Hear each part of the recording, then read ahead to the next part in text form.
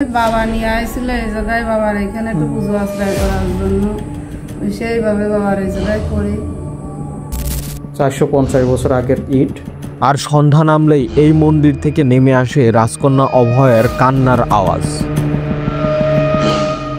আর আমি এখন অবস্থান করছি বাংলাদেশের কয়েকটি রহস্যময় মন্দিরগুলোর মধ্যে অন্যতম একটি মন্দির অভয়নগরের 11 শিব মন্দিরে। এখানকার আশ্চর্যজনক বিষয় হচ্ছে সন্ধ্যা নামলেই এই মন্দিরে নেমে আসে রাজকন্যা অভয়ের কান্নার আওয়াজ। মন্দিরের দেওয়ালগুলোতে ভেসে ওঠে তারই ছায়ামূর্তি। আর আমি আজকে আপনাদের জানাবো রাজা নীলকণ্ঠ রায় একটি দুটি নয় 11টি শিব মন্দির কেন তৈরি করলেন, আর কেনই বা রাজকন্যার কান্নার আওয়াজ আজও শোনা যায় এই মন্দিরে। এছাড়াও রাজকন্যা অভয়াকে কেন্দ্র করে কিভাবে অভয়নগরের নামকরণ করা হলো জানাবো এর পুরো ইতিহাস। তাহলে ভিডিওটি শুরু করি। ততক্ষণে আপনারা চাইলে চ্যানেলটি সাবস্ক্রাইব করে বেল আইকনটি বাজিয়ে রাখুন, যেন আমার নতুন নতুন ভিডিও আপনি সবার আগে দেখতে পারেন।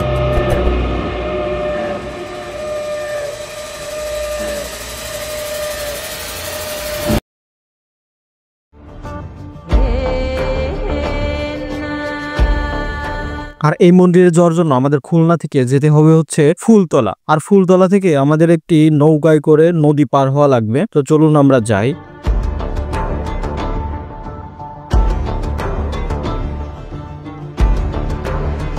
আর নদী পার হয়ে এসেই ইটের রাস্তা শুরু। আর ইটের রাস্তা থেকে একটুখানি দূরে গিয়েই এই মন্দিরটির অবস্থান।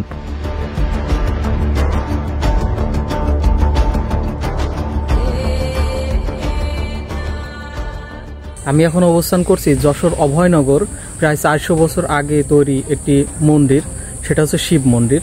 আর এই মন্দিরটি আমি আজকে আপনাদের ঘুরে দেখাবো এবং এখানকার পুরনো ইতিহাস সম্পর্কে আপনাদের জানাবো।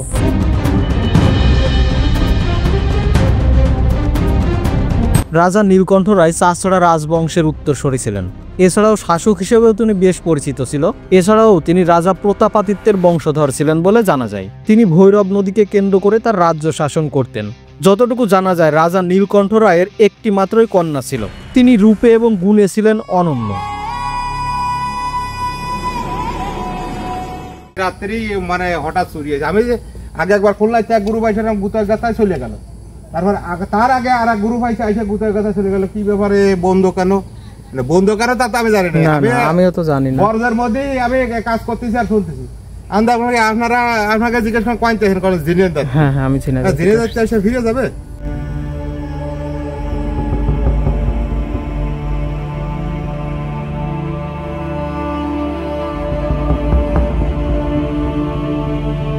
সতেরো শতকের মাঝামাঝি রাজা নীলকণ্ঠ রায় 60 একর জায়গার উপরে 11টি শিব মন্দির নির্মাণ করেন। মেয়ের নাম অনুসারে এই স্থানের নামকরণ করেন অভয়নগর, যা কালক্রমে পরিচয় পেয়েছে অভয়নগর হিসেবে। ভৈরব নদীর তীরে এখনো দাঁড়িয়ে রয়েছে 11টি শিব মন্দির। একই স্থানে এতগুলো শিব মন্দির বাংলাদেশে আর কোথাও নেই।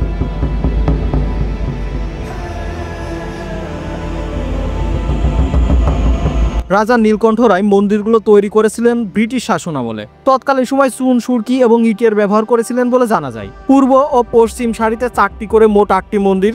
দক্ষিণ দিকের প্রবেশ পথেই 2টি মন্দির রয়েছে এবং মূল মন্দিরটি রয়েছে পশ্চিম দিকে। সব মিলিয়ে মোট 11টি মন্দির এখানে রয়েছে।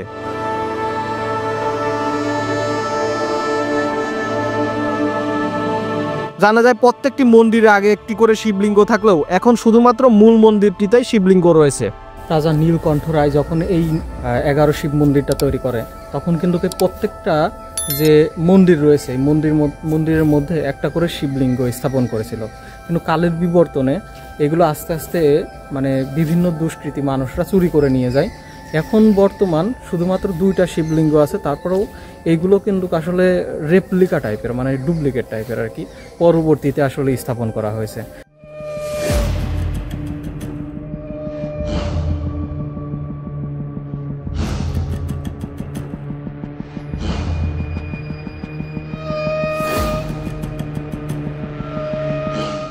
অভয়নগর, যার নামটি এসেছে অভয় থেকে, রাজা নীলকণ্ঠ রায়ের একমাত্র কন্যা অভয়ের নাম অনুসারে এই নামকরণটি করা হয়েছে। 450 বছর আগের যে শিবলিঙ্গটা ছিল সেগুলো কিন্তু আস্তে আস্তে মানুষ মানে চুরি করে নিয়ে গেছে। প্রত্নতাত্ত্বিক নিদর্শনের যে একটা আপনার মূর্তি, এই মূর্তিগুলো কিন্তু এখন আর নেই। তো আসেন আমরা এই যে 11 মন্দির, সেই মন্দিরের ভিতরে আমরা ঢুকে দেখি আর কি কেমন পরিবেশ। এই যে এইখানে একটা আছে, এটার ভিতরে যখন আগে ছিল তখন কিন্তু প্রত্যেকটার মধ্যে একটা করে শিবলিঙ্গ ছিল, কিন্তু এখন আর শিবলিঙ্গ নেই। এই যে 450 বছর আগের ইটগুলো এরকম পাতলা ছিল, আর এই যে এখন বর্তমান যুগের ইট। তো 450 বছর আগের যে ইটগুলো ছিল, এই ইটগুলো এরকম পাতলা ছিল, এবং এই ইটগুলো কিন্তু চুন সুরকি দিয়ে এরকমভাবে কুলিঙ্গি, এই যে একটা কুলিঙ্গি আছে দেখেন, এই কুলিঙ্গিগুলো তৈরি করা হতো যেন মন্দিরের মধ্যে বাতি জ্বালিয়ে তার পুজো প্রার্থনা করতে পারে। প্রত্যেকটা যে মন্দির আছে মন্দিরের মধ্যে কুলিঙ্গি তৈরি করা এবং শিবলিঙ্গ স্থাপন করা ছিল তৎকালীন সময়। রাজা তার মেয়ে অভয়কে বিয়ে দেন নড়াইলের জমিদার নীলম্বর রায়ের সাথে। বিয়ের কিছুদিন পর নীলম্বর রায় দুরারোগ্য ব্যাধিতে আক্রান্ত হয়ে মারা যায়। অল্প বয়সে অভয় দেবী হয়ে যায় বিধবা। সে সময় হিন্দু ধর্মে দ্বিতীয় বিবাহের কোনো নিয়ম না থাকায় অভয়া বাকি জীবন পূজা অর্চনা করেই কাটাতে চায়। স্বামী নীলম্বর রায়ের অকাল মৃত্যুর শোকে রাজকন্যা অভয় শোকে নিমজ্জিত হয়ে এই মন্দিরেই সারাদিন কান্নাকাটি করতেন। স্থানীয়দের কাছ থেকে জানা যায়, সন্ধ্যা নামলেই এইখানে আজও শোনা যায় রাজকন্যা অভয়ের কান্নার আওয়াজ। এখানে রিসেন্টলি গতকালকে হয়ে গেছে চুরি, মানে বিশেষ করে কিছু পিতলের যে জিনিসপত্রগুলো থাকে না, মন্দিরে ঘণ্টা থাকে, তারপরে পুজো দেওয়ার জন্য যে জিনিসপত্রগুলো থাকে, এইগুলো আর কি চুরি করে নিয়ে গেছে। এইখানকার যে মানে পাশের এলাকা থেকেই আর কি কিছু চোরেরা আর কি সেগুলো জিনিসপত্রগুলো চুরি করে নিয়ে গেছে। এই যে পাশে এখানে দেখছেন যে দান বাক্সটা, এই দান বাক্স থেকেও চুরি করার চেষ্টা করেছে।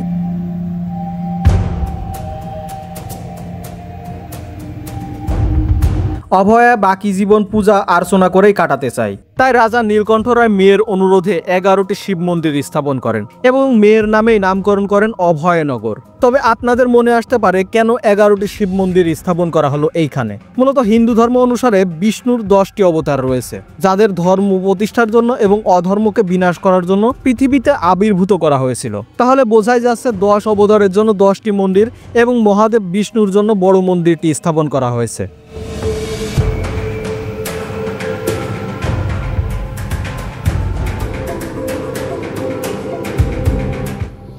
মন্দিরটির মধ্যে এখানে শিবলিঙ্গ মহাদেবের প্রতীক। শিবমূর্তির গলায় পেঁচিয়ে রয়েছে তার কন্যা মনসা দেবী।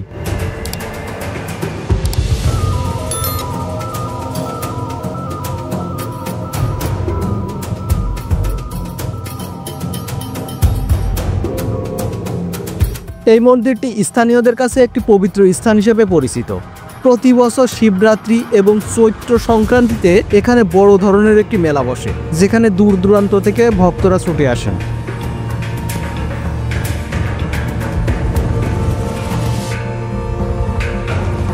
এগারো শিব মন্দিরের স্থাপত্য শৈলী বাংলাদেশের মন্দিরের স্থাপত্যের এক অনন্য নিদর্শন। এই মন্দিরগুলোতে মূলত মোগল ও স্থানীয়দের স্থাপত্যের মিশ্রণ দেখা যায়। মন্দিরের দেওয়ালগুলোতে টেরাকাটা কারুকার্য ও পোড়ামাটির ফলক দিয়ে সজ্জিত, যেখানে বিভিন্ন দেবদেবীর মূর্তি ও পৌরাণিক দৃশ্য খোদাই করা রয়েছে। এছাড়াও মন্দিরের চূড়াগুলোতেও বিশেষ কারুকার্য লক্ষ্য করা যায়, যা এই মন্দিরগুলোকে আরও আকর্ষণীয় করে তুলেছে।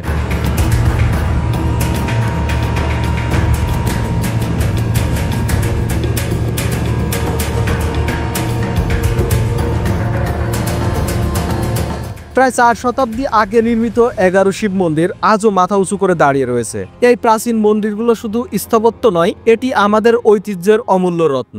তাই এই ঐতিহ্য রক্ষা করাও আমাদের সকলের দায়িত্ব।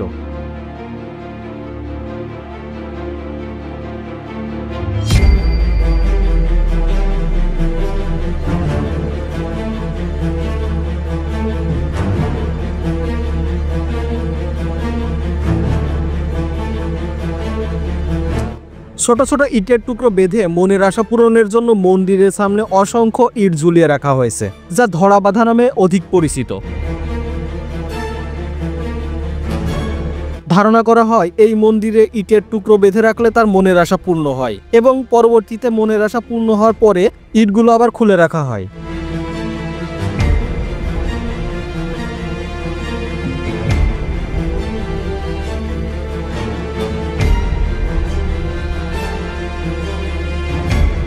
এবং মন্দিরের সামনে রয়েছে একটি তুলসী গাছ, যা তাদের কাছে অধিক সম্মানের এবং গুরুত্বপূর্ণ।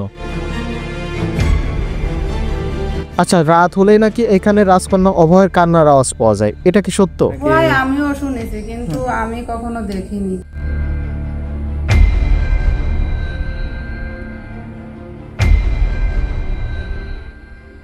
ওই বাবা নিয়ে আসছিল এই জায়গায়, বাবার এখানে একটু পুজো আশ্রয় করার জন্য, সেইভাবে বাবার এই জায়গায় করি।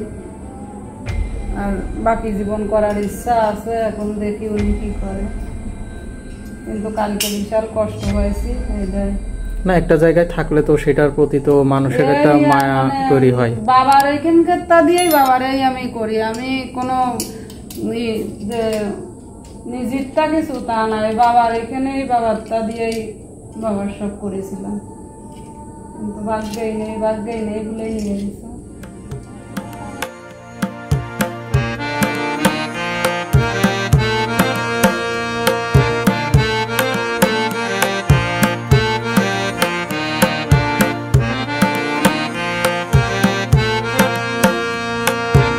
এগারো শিব মন্দিরের ভিডিওটি কেমন লাগলো অবশ্যই কমেন্টস বক্সে জানাবেন এবং ভালো লাগলে বন্ধুদের সাথে শেয়ার করবেন। সাবস্ক্রাইব না করে থাকলে অবশ্যই চ্যানেলটি সাবস্ক্রাইব করে বেল আইকনটি বাজিয়ে রাখবেন, যেন এমন নতুন নতুন ভিডিও আপনি সবার আগে দেখতে পারেন। দেখা হচ্ছে নতুন কোনো ভিডিওতে, ততক্ষণে ভালো থাকবেন, সুস্থ থাকবেন। আল্লাহ হাফেজ।